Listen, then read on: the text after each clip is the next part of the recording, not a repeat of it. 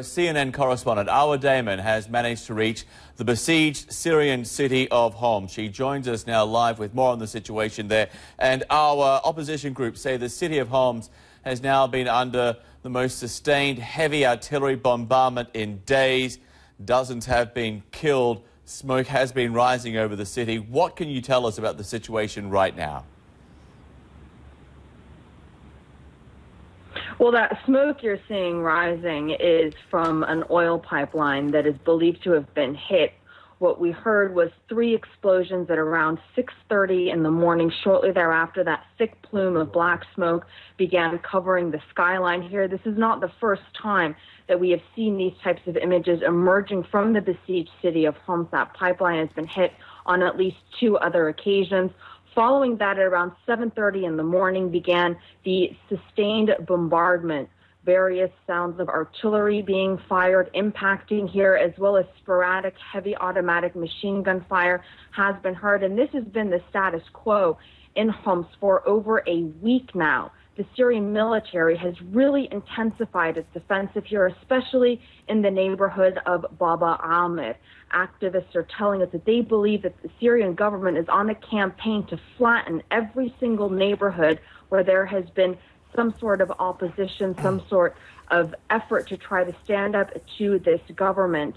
And just to give you an idea of how intense the bombardment has been, yesterday morning, activists were saying that they counted around 55 explosions in just the span of 15 minutes, and they say that that has been the norm. And you can only imagine the type of pressure that they have been under, especially when it comes to trying to deal with the number of dead and the number of wounded. In many parts of the city, they've been unable to get medical supplies in, and in these makeshift clinics that they have set up, they're unable to adequately treat the wounded because of a lack of medical supplies and because they only have the most basic medical equipment at their disposal. There has been an intensified effort on the part of the activists here to try to find various routes in and out of these besieged neighborhoods to get medical supplies in and to get the wounded out, many of them who require much greater treatment than what the people are able to provide them at these clinics, John. Our 55 explosions in 15 minutes works out to be almost 4 per minute on average. But just tell us a little bit more about this city. There's about 1 million people who live there. There are women and children.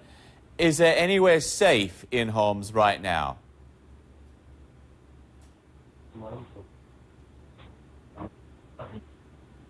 Well, there are some areas that we've been hearing people have been fleeing to from the various other parts of the city that are coming under heavy bombardment, and they've effectively been living 4, 5, 6, 7 families to a house in areas that they're not able to get out of, bearing in mind that a lot of these areas that the Syrian government is hitting are, in fact, the poorer parts of the city. Bab Amrou, for example, is one of the most impoverished areas, the most impoverished neighborhoods inside the city of Homs, and there families are gathering in makeshift shelters that are effectively the basements of some houses. Most houses here actually don't have basements, but the few that do have become makeshift shelters where dozens of families are gathering along with their children. These are families who either are unable to get out or because they don't have the means to, or they don't have relatives in other parts of the city, in other areas in Syria, are being effectively forced to try and stay put. But even when families do try to flee, activists are telling us that they do often come under attack. There's of course, a great problem we've been hearing about, reported throughout, that snipers are stationed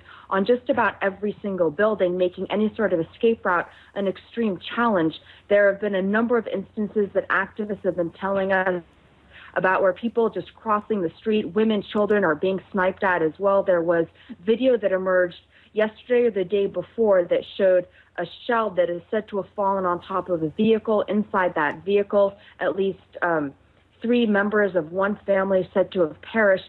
So you can just imagine the situation people are under, not just from a danger standpoint, but also the psychological impact that this is having on these families, these civilians that are stuck in these areas, unable to get out, unable to get to safe ground, and of course unable to receive adequate medical treatment should they in fact be injured in these attacks.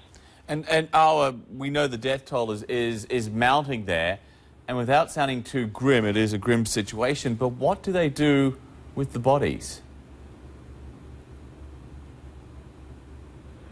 You know, John, in many instances, they have to bury them under cover of darkness, or they have to bury them in makeshift graves. There have been a few cases where they've even tried to go out to bury the bodies of the dead in the various graveyards under cover of darkness, and even in those instances, people say they've come under fire. And what's even more disturbing is that the activists say that since this most recent campaign began in Homs more than 10 days ago, they believe that hundreds have been killed. They don't have an accurate death toll, though, and that is because they still believe that a countless number of bodies are buried under the rubble. There are a number of buildings that have come crumbling down because of the artillery bombardment, where activists believe there were families inside. In some cases, it's their relatives, their friends. They have not heard from them in days. They believe that they're still buried under the rubble, but they quite simply are unable to reach these areas. Movement in many parts of the city, especially those that are coming under this intense bombardment during the day, is just about impossible. It's virtually a suicide run to try to move around for many people, so they have to proceed naturally with extreme caution. So it's very difficult to really, at this point in time, gauge the magnitude, the human death toll of this most recent escalation in violence. And even now, we still continue to hear the ongoing sound of machine gun fire and of artillery bombardment. And again, this has been the status quo in Homs for more than 10 days now, and that is just a result of the most recent military crackdown, not to mention that for months now, many parts of the city have been under siege, and the death toll, as you say, continues to rise. And that is exactly why so many of the activists here are so desperate, trying to reach out to the international community, yet unable to comprehend how it is in the 21st century, as they were telling us just a few hours ago, that this type of an onslaught can be taking place in full view of the international community, of global powers, of various humanitarian agencies, and yet no concrete action has been really taken to try to bring about a true end to the violence here, John. Okay, Our Damon there with our first independent, first-hand account look at exactly what is going on inside the besieged city of Homs.